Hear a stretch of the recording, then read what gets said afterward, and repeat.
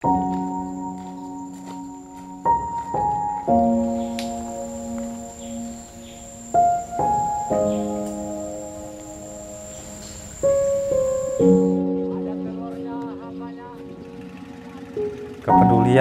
masalah lingkungan dan penghijauan, ya kan?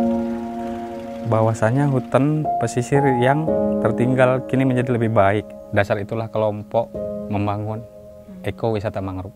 Begitu. Nah, karena kami bekerja melalui hati, bukan dengan pikiran.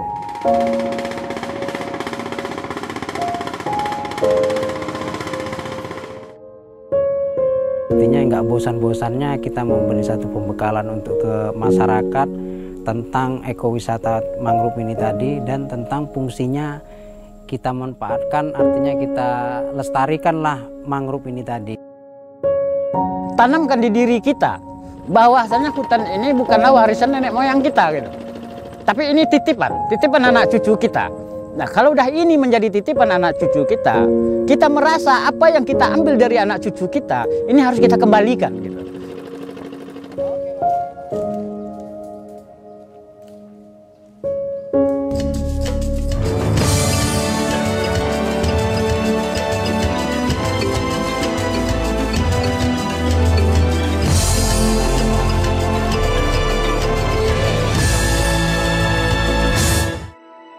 Garda terdepan kawasan pesisir. Inilah predikat yang pas disandingkan pada tanaman satu ini, mangrove. Berperan sebagai benteng alami dari gelombang air laut, sekaligus meminimalisir emisi karbon. Si hijau berakar serabut yang keberadaannya menjadi bagian dalam cerita kehidupan masyarakat pesisir, termasuk di Sumatera Utara.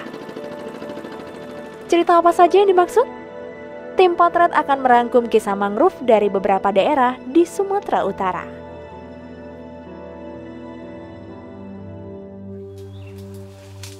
Upaya penyelamatan mangrove yang dilakukan sekelompok masyarakat di Kabupaten Batubara, Sumatera Utara ini menjadi bukti tanaman mangrove sangat berarti untuk kehidupan.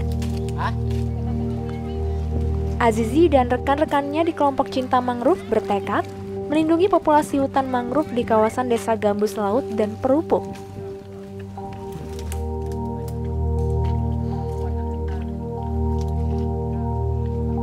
Hutan mangrove di kampung mereka hampir mengalami kerusakan total, hanya menyisakan beberapa area di tahun 2000-an. Belasan tahun berjuang untuk melakukan penanaman kembali, akhirnya lahan kosong perlahan kembali menghijau karena tanaman mangrove.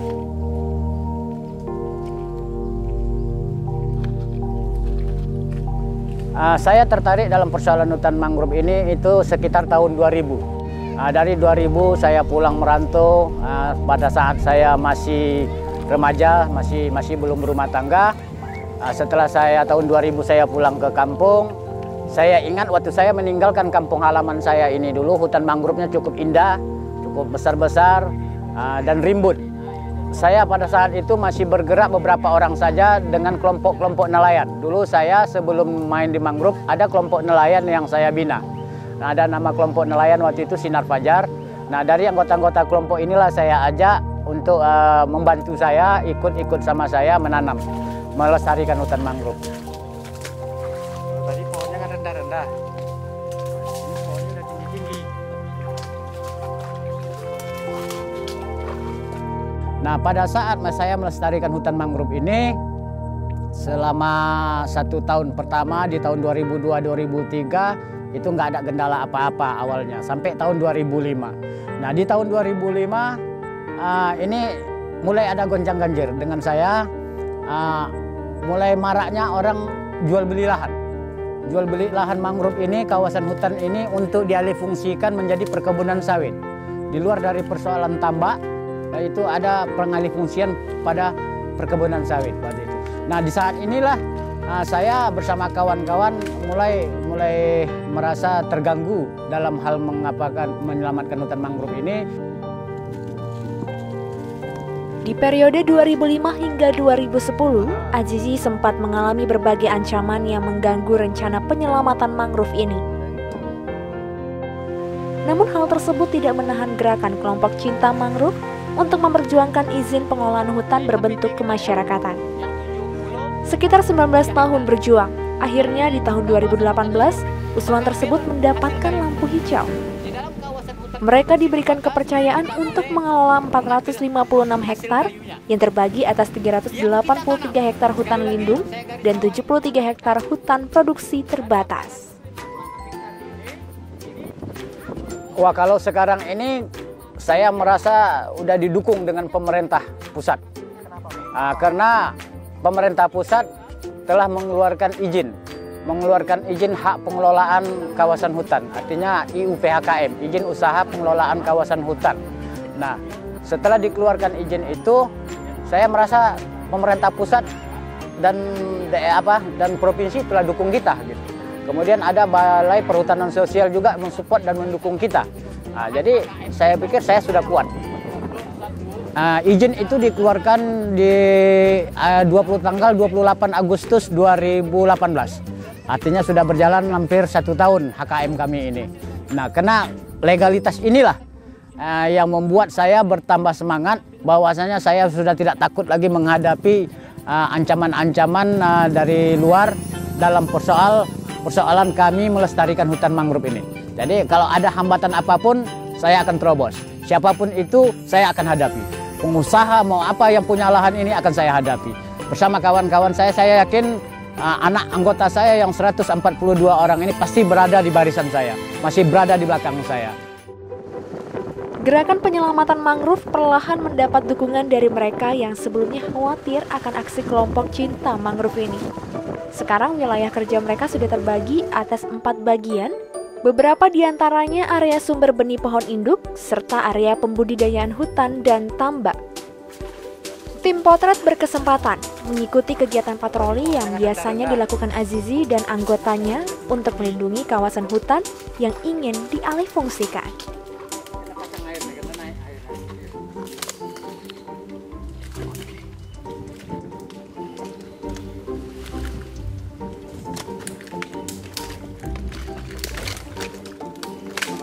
Sampai hari ini semenjak HKM dikeluarkan, kami sudah mulai menata batas. Walaupun tata batas itu terkadang hari ini kami pasang, 2-3 hari hilang, ya, tapi kami tidak akan pernah kapok. Kemudian kami melakukan kegiatan penanaman. Penanaman merehabilitasi di mana kawasan-kawasan yang kosong, yang rusak itu kita tanam. Kemudian di mana kawasan-kawasan saat ini juga masih banyak lagi perambahan-perambahan hutan ya yang udah imas tumbang yang dengan isu-isu segala macam, itu di mana mereka mengimas, di mana mereka numbang, di situ kami nanam.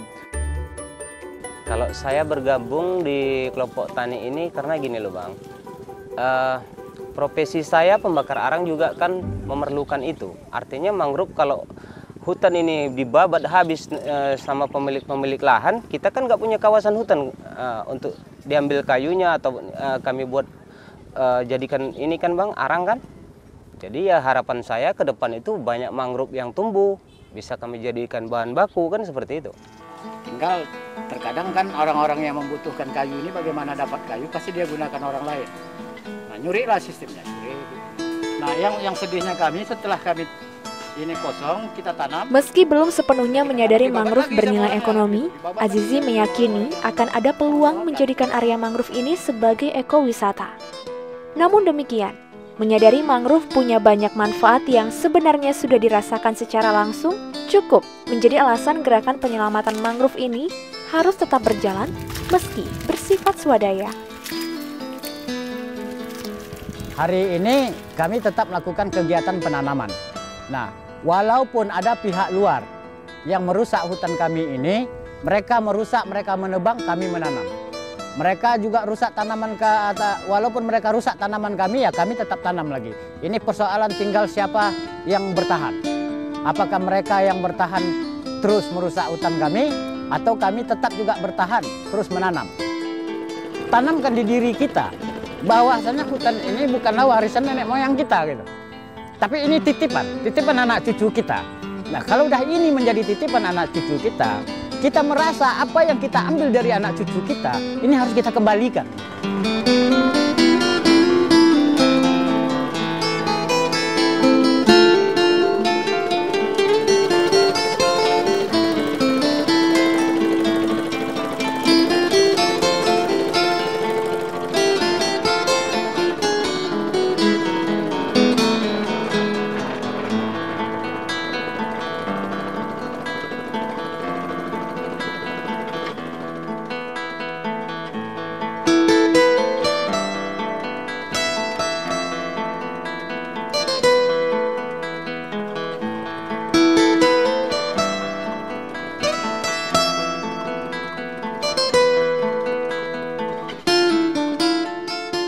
perjalanan berikutnya, tim potret mengajak pemirsa untuk menyimak kisah lain pelosok Bahari, tepatnya di Kabupaten Langkat, Sumatera Utara.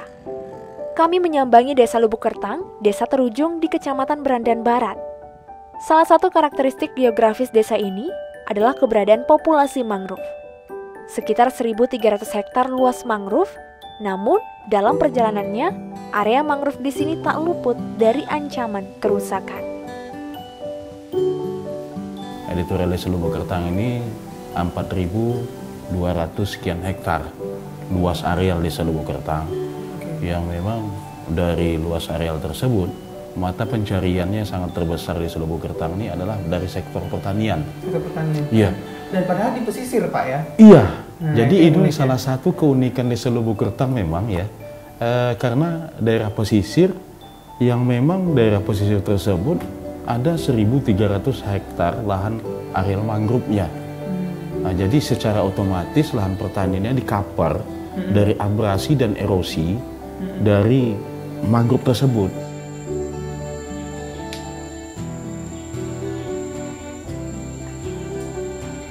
Diawali di tahun 2003 waktu itu, jadi kita sebagai asli putra daerah ini merasa terpanggil bagaimana caranya supaya hutan mangrove ini kembali lagi, tidak dialihfungsikan menjadi kebun sawit, tapi dengan berbagai teman-teman dan segala macam aktivis-aktivis yang lain mendukung pergerakan kita, dan alhamdulillah masyarakat Desa Lubuk Kertang juga mendukung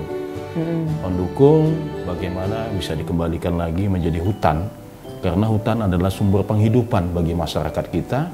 Tapi alhamdulillah dengan adanya suatu kebersamaan, kesinergian masyarakatnya ingin mengembalikan hutannya, di awal di 2006 itu baru terjadi. Jadi pengusaha-pengusaha yang mengalihkan fungsi yang sudah ada lahan sawitnya itu, kita pecah bentengnya, masyarakat itu 3 kecamatan ini bersatu. Tim potret berkesempatan menyusuri hutan mangrove bersama kelompok Tani Mekar. Kelompok ini berdiri sejak tahun 2005 dan merupakan satu dari 8 kelompok tani di Lubuk Kertang yang konsen melakukan perlindungan kawasan mangrove. Menjadikan kawasan ekowisata adalah cara yang dipilih mereka untuk menyelamatkan mangrove dari ancaman kerusakan. Hari ini rutenya agak jauh, Bang, kita nanti? Ya, kita keliling nanti. Keliling ya?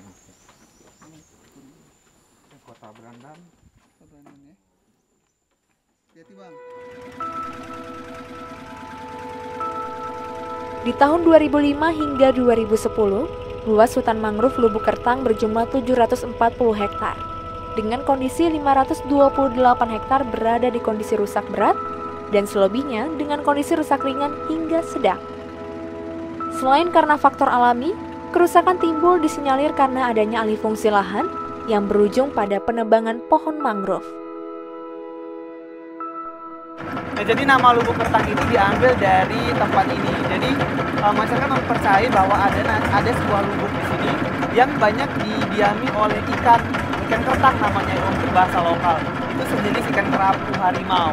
Nah, dari nama itulah akhirnya dijadikan menjadi nama sebuah desa dan jadilah Desa Lubuk Kertang pada saat itu ya, Bang, ya? Iya, sejarahnya.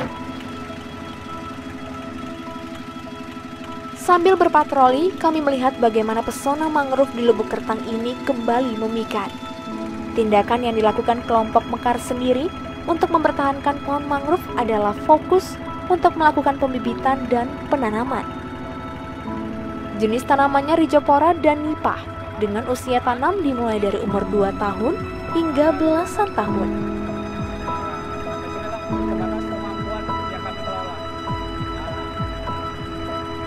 Sebenarnya kalau memang ada dana atau biaya,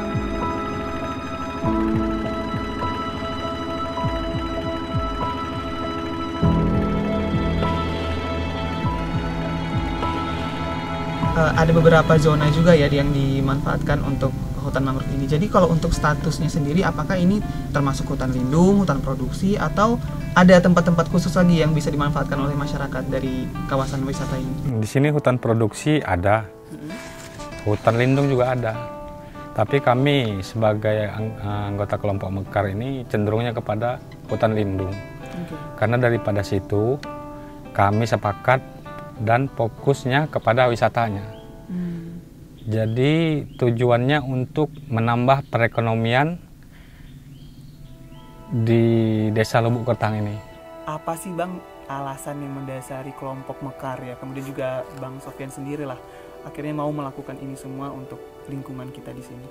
Terutama atas dasar kepedulian masalah lingkungan dan penghijauan, ya kan? Bahwasanya hutan pesisir yang tertinggal kini menjadi lebih baik. Dasar itulah kelompok membangun ekowisata mangrove. Begitu. Karena kami bekerja melalui hati, bukan dengan pikiran.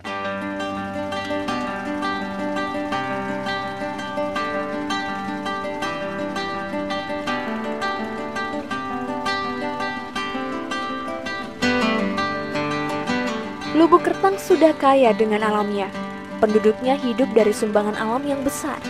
Tinggal seberapa sumber daya manusia dari desa ini mampu menjaga dan mensyukuri nikmat dari alam desa Lubuk Kertang.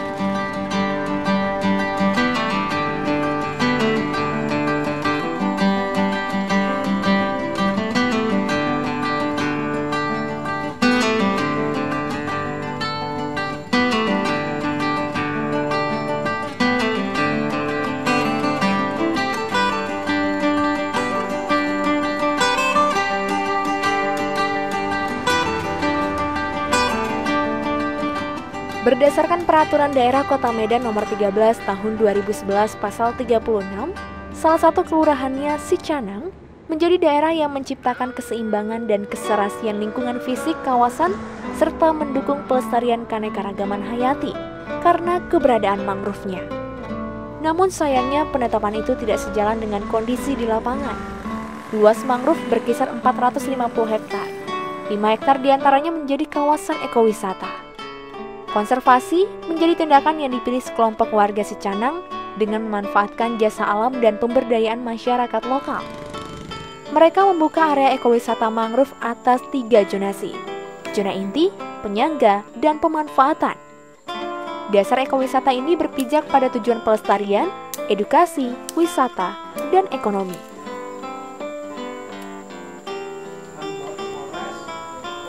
Halo, selamat pagi Pak Resmiono. Kabarnya Pak, sehat? Sehat Pak. Pak, ini luar biasa nih, masih di seputaran kota tapi masih bisa lihat mangrove se-asri ini ya Pak. Jadi kalau misalnya di kawasan ini seberapa lestari Pak nih mangrove-nya kira-kira? Kalau lestarinya masih alam kali Pak, masih asri dibilang, masih istilahnya kalau mangrove-nya jenis mangrove-nya masih lengkap lah. Masih lengkap ya Pak ya. Ini juga masih banyak di sini ya Pak ya. Nah Pak, karena ini saya udah di sini, jadi saya penasaran mau lihat seperti apa nih kondisinya di dalam Pak. Bisa kita langsung eksplor ke dalam aja ya Pak ya? Ya Pak.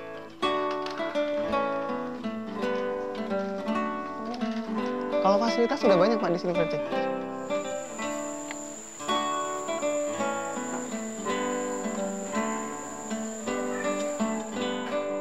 Nah kalau misalnya dulu Pak, kondisinya kan katanya cukup parah ya Pak ya, kalau untuk ini sebelum dijadikan ekowisata. Jadi seperti apa Pak gambaran kondisinya pada saat itu sebelum dikelola? Ya banyak hutan-hutan yang gundul, istilahnya penebangan itu macam dari masyarakat atau dari pihak luar sembarangan gitu Pak nebang. Jadi dengan adanya ini tadi udah mulai hijau kembali lah dia, mulai terjaga lagi lah mangrove itu tadi. Dari 3 zonasi ini kira-kira seperti apa nih Pak fungsi ataupun pembagian fungsinya sendiri? Ya kalau dia zona inti itu ada terletak di seputaran sana sekitar luasnya itu 25 hektar. Itu tidak diperbolehkan untuk membuat satu aktivitas. Contohnya untuk pengambilan kayu, untuk pengambilan apapun jenisnya yang di situ tidak ada aktivitas lah. Zona penyangga itu ya itulah untuk menyangga, contohnya semacam inilah untuk sekalian untuk zona pemanfaatan ya Pak. Oh dia sekalian 2 fungsinya berarti ya? Zona pemanfaatan contohnya ya macam mangrove ini kan bisa kita buat untuk dikelola gitu Pak.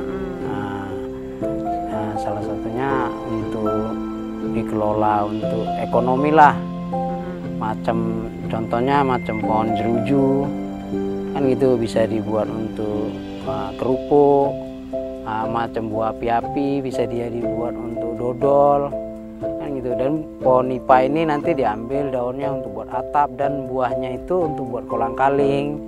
Hebatnya lagi tidak digaji sama sekali masyarakat di sini. Nah ini Pak, seperti apa Bapak melakukan penguatan terhadap kelompok untuk mengelola ini Pak?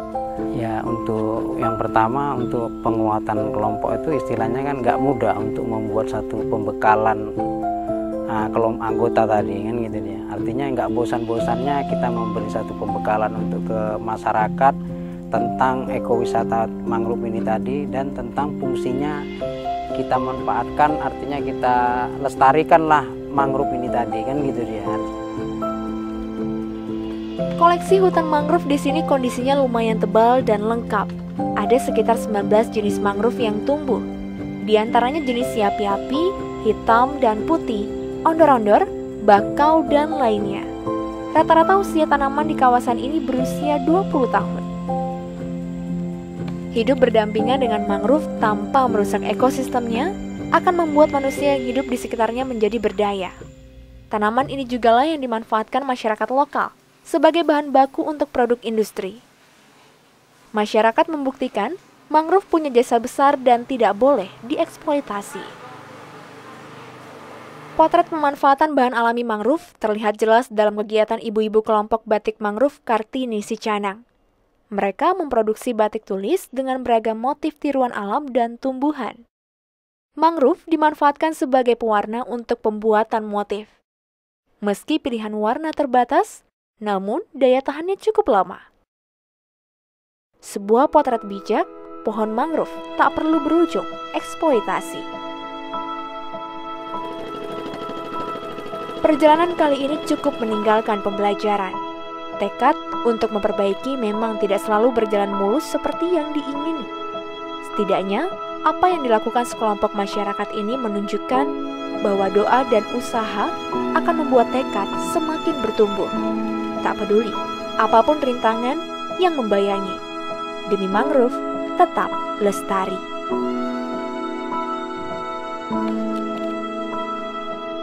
Selalu ingat, buka mata, hati, dan telinga, karena ada banyak nilai berharga yang dapat menjadi potret bagi masa depan kita.